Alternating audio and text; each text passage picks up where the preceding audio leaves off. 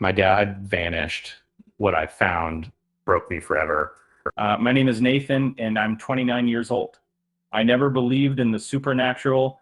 I'm the kind of guy who needs facts, evidence, logic. That belief system kept me grounded until my father disappeared.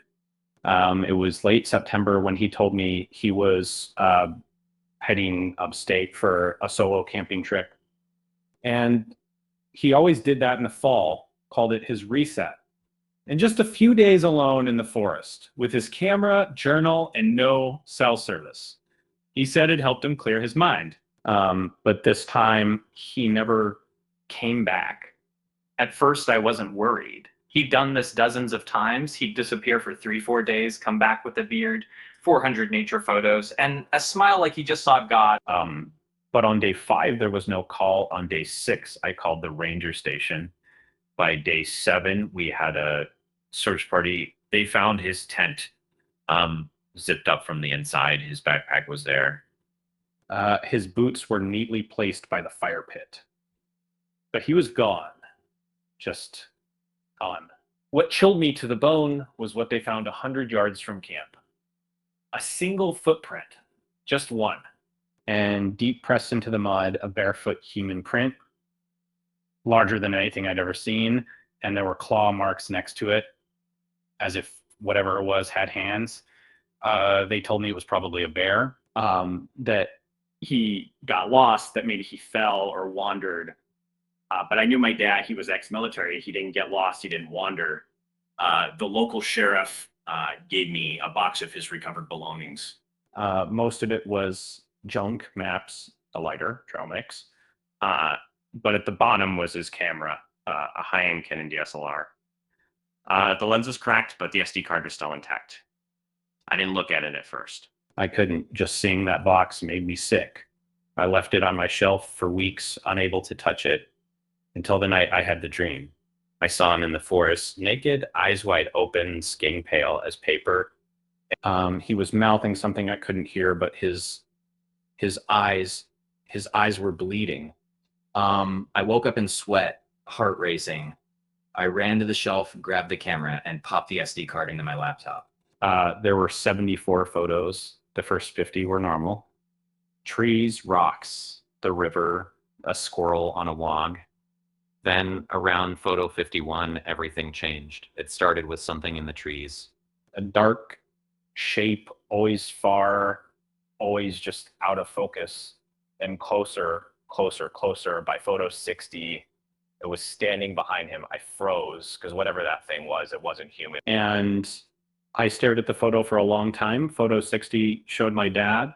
He must have used a timer or remote shutter. He was standing near the fire pit, facing the camera, smiling faintly. But just behind him in the shadows between 2 pine trees was like something that stood upright, but it was too tall, maybe 7 or 8 feet. Its limbs were wrong, stretched too long, almost rubbery. I zoomed in until the pixels blurred, but the silhouette was unmistakable. It looked like it had no face. The next few photos made my stomach turn. Photo 61, the thing had moved closer. Its arm was outstretched now, almost touching my father's shoulder, though he didn't seem to notice. Photo 62, total black. Just black. As if the lens had been covered. A blur of trees, possibly taken while the camera was moving. There was motion, fast motion. Then photo 64 was my father's face, but too close, off center. Like he was fumbling with the camera. His eyes were wide, and I swear to God there was something reflected in his pupils. 2 glowing points of light. The final 10 photos were chaos. Branches, dirt. My dad's hand. Blood, yes, unmistakably blood. One photo showed a chunk of what looked like skin on the forest floor. I couldn't tell if it was animal or human. The last image broke me. It was taken at night. The flash had gone off, illuminating the forest in a stark white burst. And in the very center of the frame was that thing, finally in full view. It looked like a man if you boiled him alive and stretched him out. Its arms were twice as long as its legs. It had no face, just a smooth surface, where its features should have been. But worst of all, it was smiling, not with mouth. There was no mouth. But somehow I knew it was smiling. I dropped the laptop. I couldn't breathe. I ran to the bathroom and vomited. For hours, I sat in silence staring at the wall. My dad hadn't gotten lost. He hadn't wandered off. He was taken, and whatever took him wasn't a bear or a man or anything I've ever seen in my life. The next morning, I drove back up to the ranger station. I showed the photos to one of the rangers, a grizzled guy named Mitch, who'd worked there for 30 years. He flipped through them slowly, not saying a word. And when he got to the last one, he looked at me and said, "You need to delete these." And I asked him why. And he just shook his head. Sometimes the forest takes people. It's always taken people. Some places don't like to be watched. I pressed him. "Do you know what that thing is?" He looked at me, deadly serious. But I've seen it before. I couldn't stop shaking. "What do you mean you've seen it before?" I asked Mitch, my voice cracking. He closed the laptop gently, almost reverently, as if touching something sacred or cursed. "I've been up here longer than you've been alive," he said, looking out the window toward the tree line. We lose people every year, hikers, campers, tourists, and every time it's the same spot north side of Grayback Ridge where your dad went. I swallowed hard. But why? What is it? Mitch leaned in, lowering his voice. "I don't know what it is, but I know what it does. It watches, waits, and if you stay long enough, or if you see it, if you really see it, it follows you." My throat went dry. "Follows?" He nodded. "The woods have rules. Most folks obey them without knowing. Don't stay too long. Don't look too deep. Don't go off trail. But your dad, he liked to wander, didn't he?" I didn't answer. I didn't need to. Mitch stood up and walked to a filing cabinet. He pulled out a folder thick with dust. Inside were printed photos, old ones, film. Some are yellowed, some torn. He laid them out across the table. Different people, different years, but always the same figure in the background. Sometimes behind a tree, sometimes in a reflection, once in the water. That faceless silhouette, long limbs, too tall, always watching. One of the photos made me gasp. It was of a young woman, terrified, standing by a campfire, and behind her in the shadows, same thing, but this photo was dated 1984. And this isn't just about your dad, Mitch said. It's been happening for decades. I picked up the photo, my hands trembling. "Why don't you tell people?" Mitch gave me a sad smile. "Would you believe me? With the cops, they already think I'm half senile." The Forest Service doesn't want panic. Tourists bring money.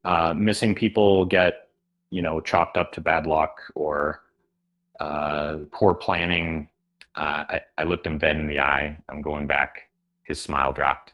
No, you're not." "I have to," I said. If there's even a chance he's alive," Mitch slammed his fist on the table.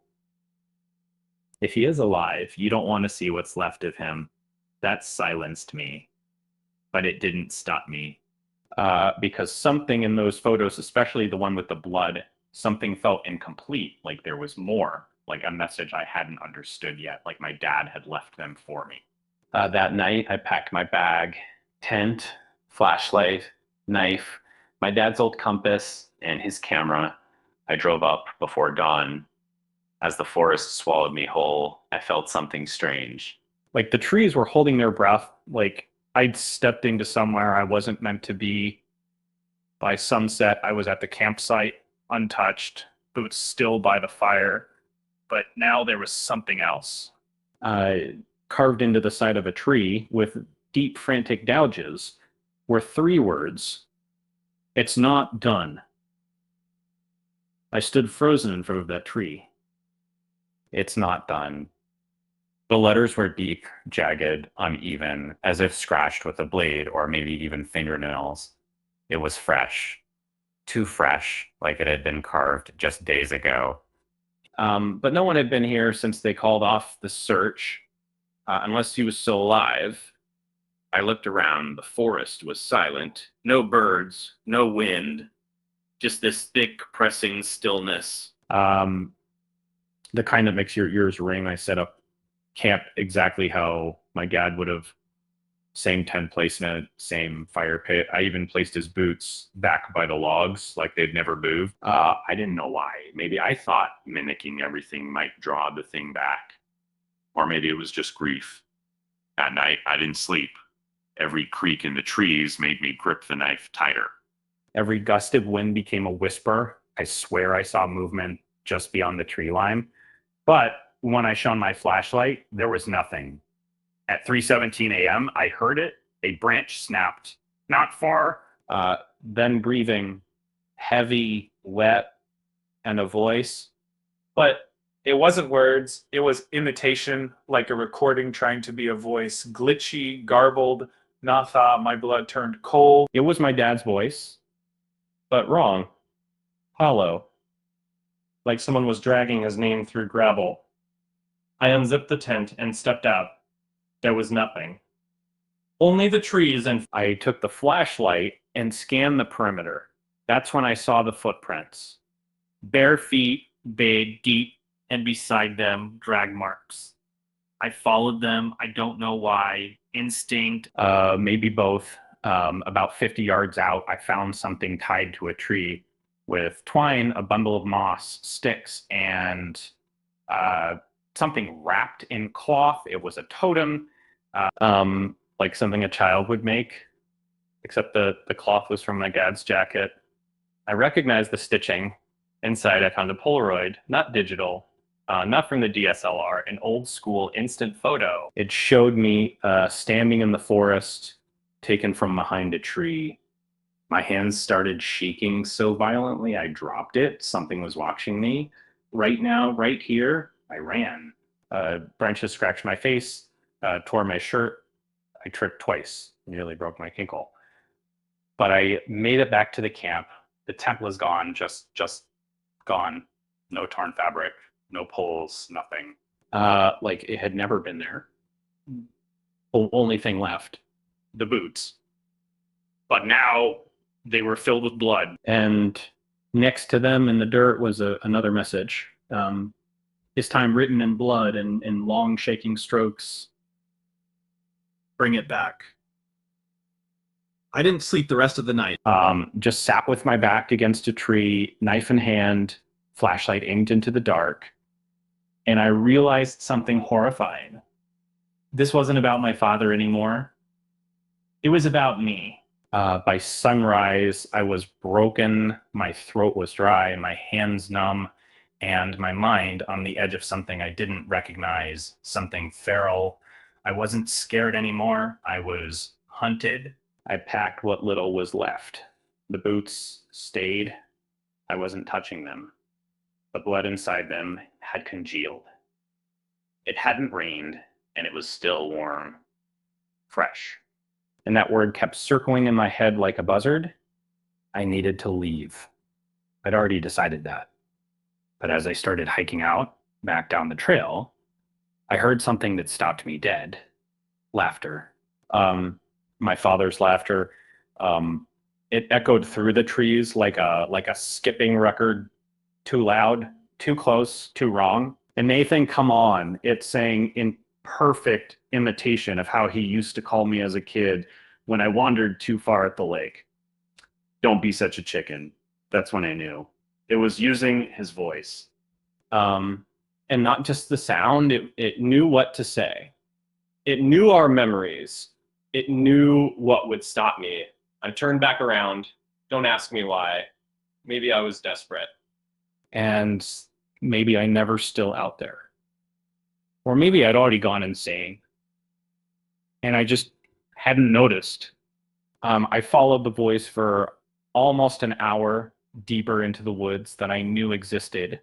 The trees changed, taller, older. The bark was blackened in places like it had been burned from the inside. The air was heavier. Then I found it a clearing, and in the center, a circle of stones. Inside that circle was a shape. At first, I thought it was a tree, but trees don't breathe. It was tall. Um, Twisted, bones visible beneath stretched gray skin, long fingers twitching in the dirt, no eyes, no mouth, just a smooth surface where a face should have been. And it was whispering, not with a voice. With everything, like the air around it buzzed like static wrapped in screams. And I felt those words inside my skull. He is not yours. He is ours. I couldn't move. My legs were locked. I watched as it reached behind itself slowly and pulled something forward. It was a man, barely alive, pale, starved, eyes wide open, unblinking. My father, he didn't speak, didn't blink. And he just stared at me, and his lips quivered, forming one single silent word, run. But I didn't. I stepped forward, 1 foot into the circle, and then black. I woke up in daylight, alone. The clearing was empty, no stones, no circle, no monster, no dad. Just me lying in the dirt, clutching the Polaroid from the night before. Only now it was different. And the books were probably that photo didn't show me anymore. It showed the thing. Standing in front of my house. I drove back in a trance. I don't remember the hike down. I don't remember getting to my car. I don't remember starting the engine. Just flashes, headlights through trees, dirt on my hands, blood on my shirt. That wasn't mine. When I got home, I sat in the driveway for what felt like hours. The sun was setting. My house looked different, smaller, like it was retreating from something. I went inside. Everything was just as I'd left it. Couch, photos, mail, still on the table.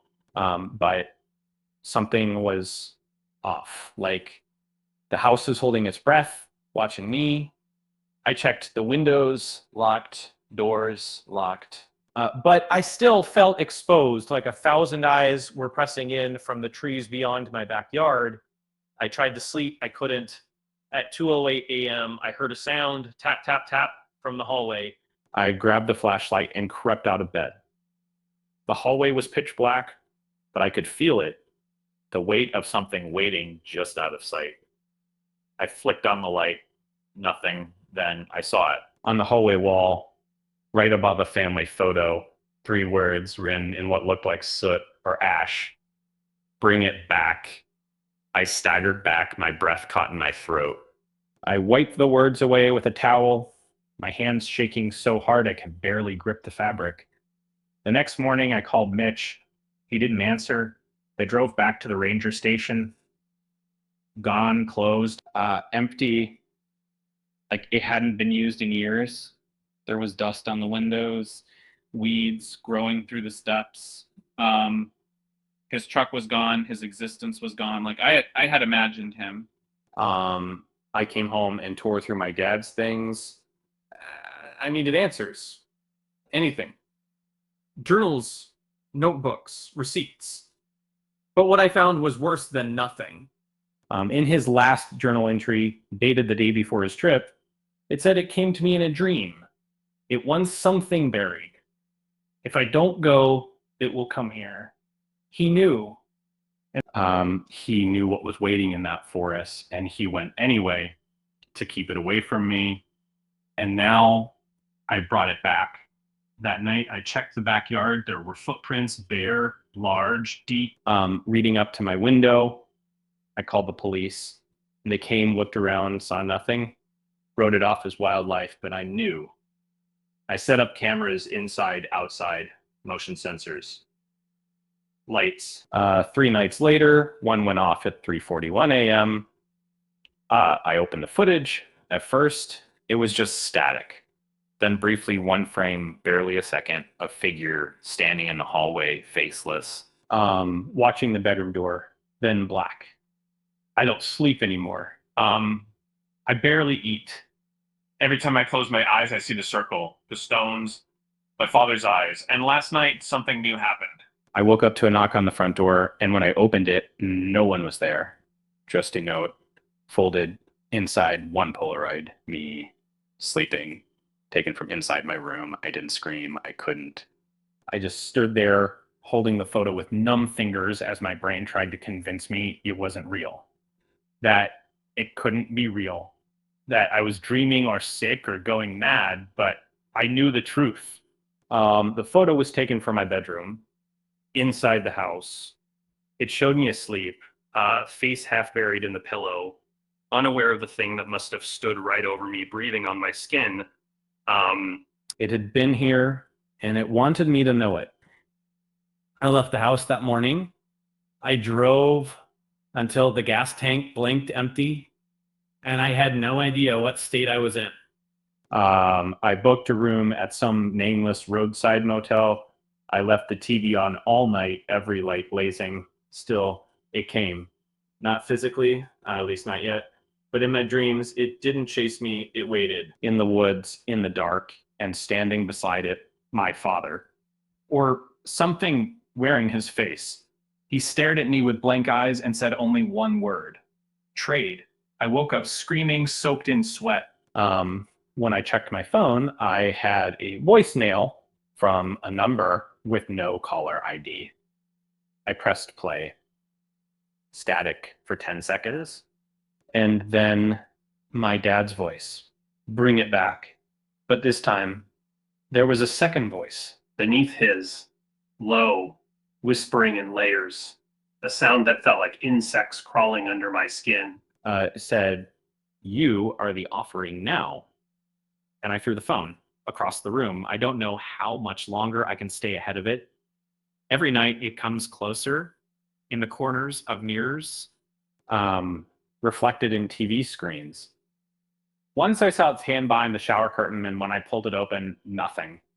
I went to a priest. He blessed my room, anointed the doors, even gave me a crucifix. That night, the crucifix melted. I called psychics, shamans, forest rangers, cryptid hunters. Every one of them either hung up or told me the same thing. Some doors don't close. I think I opened something I was never supposed to find. Or maybe it found me through my father, through the woods, through that damn camera, and now it wants to finish what it started. I've made a decision. Tomorrow I'm going back to the forest, to the circle, to wherever it came from. Maybe I can undo it. Maybe I can trade myself. Maybe that's what it wanted all along.